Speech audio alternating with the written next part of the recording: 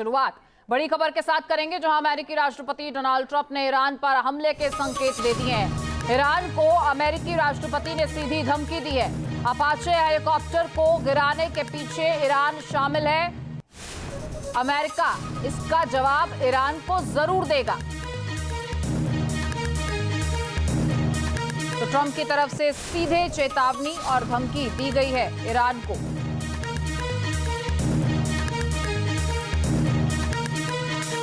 और हमारे सहयोगी मधुरेंद्र जी हमारे साथ जुड़ चुके हैं।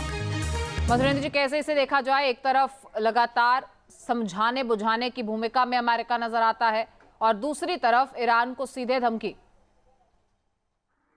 देखिए, धमकी सीधे तौर पे बता रहा है कि ट्रंप जो है वो दरअसल इस मुहाने पर अब खड़े हैं युद्ध के, जहां पर कोई भी सुलह समझौता या फिर कोई डील जो है होती दिखाई नहीं दे रही है। और ऐसे में आप देखिए, जिस तरह से ईरान और इजराइल के बीच जो है वो हमले हुए, एक्सचेंज हुए, खासतौर पे मिसाइल और ड्रोन हमले हुए। उसके बाद आप देखिए तो एक बड़ी खबर है कि अपाचे को गिराने का ठिकाना सीधे सीधे ट्रंप ने ईरान के ऊपर फोड़ा है, आईआरजीसी के ऊपर फोड़ा है। और फिर उसके बाद चेतावनी जारी की है। चेतावनी अपने आप में ये कहने के लिए काफी है कि अगले घंटे जो है वो काफी महत्वपूर्ण होने वाले हैं। और ऐसे में किसी भी तरह के हमले की आशंका से इनकार नहीं किया जा सकता। अमेरिकी सेना पूरी तरह से तैयार है, हम जानते हैं। और ये हमले सीधे तौर पर देखें तो ईरान के साथ एक नए जंग के द्वार खोल सकते हैं। एक नया जंग जो है एक और नए फेज में प्रवेश करता हुआ दिखाई दे रहा है। पहले इजराइल और अब अमेरिका इसके लिए पूरी तरह से तैयार नजर आ रहा है, जिसकी बात खुद प्रेसिडेंट ट्रंप कहते नजर आ रहे हैं। लेकिन मधुरेंद्र जी, इसके बीच में कई ऐसी संभावनाएं भी दिखी कि ये जंग रुकेगी। जब सीधे सीधे नेतन्याहू को समझाते हुए ट्रंप नजर आते हैं, उन्हें बेवकूफ तक कह देते हैं। लेकिन अब इस तरीके की धमकियां, क्या इसे फिर से अमेरिका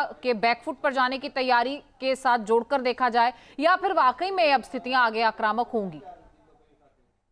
देखिए, अमेरिका के पास कोई विकल्प होता हुआ दिखाई नहीं दे रहा। अमेरिका चाह रहा था कि डील हो जाए। अमेरिका जिन शर्तों पर डील चाहता है, ईरान करने को तैयार नहीं। ईरान ना अपने न्यूक्लियर प्रोग्राम को छोड़ने को तैयार है, न लॉन्ग रेंज बैलिस्टिक मिसाइल छोड़ने को तैयार है, और ना ही हॉर्मुज छोड़ने को तैयार है। उल्टा ईरान ने अमेरिका के ऊपर दबाव बना रखा है कि उसके फ्यूजन जो एसेट्स हैं उसको जो अमेरिका है वो रिलीज करे। तो जाहिर तौर पर आप देखिए तो किसी भी तरह से जो बातचीत है, जो सुलह समझौता है, वो डील में तब्दील होती नजर नहीं आ रही। सीज फायर को आगे बढ़ाने के जो नतीजे हैं वो भी सिफर नजर आ रहे हैं। दूसरी तरफ आप देखिए तो इजराइल जो है वो लेबनान में हिजबुल्लाह के खिलाफ अपने ऑपरेशन को बंद करने के लिए तैयार नहीं। वो सीधे तौर पर अपनी इमीडिएट थ्रेट के साथ निपटना चाह रहा है। और ये भी एक बड़ी वजह है कि ईरान जो है वो दरअसल साफ कह चुका है कि सीज फायर के कोई मायने नहीं अगर हिजबुल्लाह के खिलाफ लेबनान की जमीन पर इजराइल हमले जारी रखता है। तो ऐसे में भले ही ट्रंप ने नेतन्याहू को ये बात कही होगी कि हमले रोक दें, लेकिन जो नेतन्याहू की स्थिति है, ऐसे में हमले रुकते दिखाई नहीं दे रहे। और ऐसे में साफ दिख रहा है कि अमेरिका के पास भी कोई चारा नहीं, क्योंकि अब एक और नया हम देखें तो इंस्टांस हो चुका है, जिसमें सीधे तौर पर देखें तो अपाचे हेलीकॉप्टर को गिराने का ठीकरा ट्रंप ईरान के ऊपर खोल चुके हैं, आईआरजीसी के ऊपर खोल चुके हैं, और अब चेतावनी भी जारी कर चुके हैं। चलिए, बहुत शुक्रिया आपका इस जानकारी के लिए।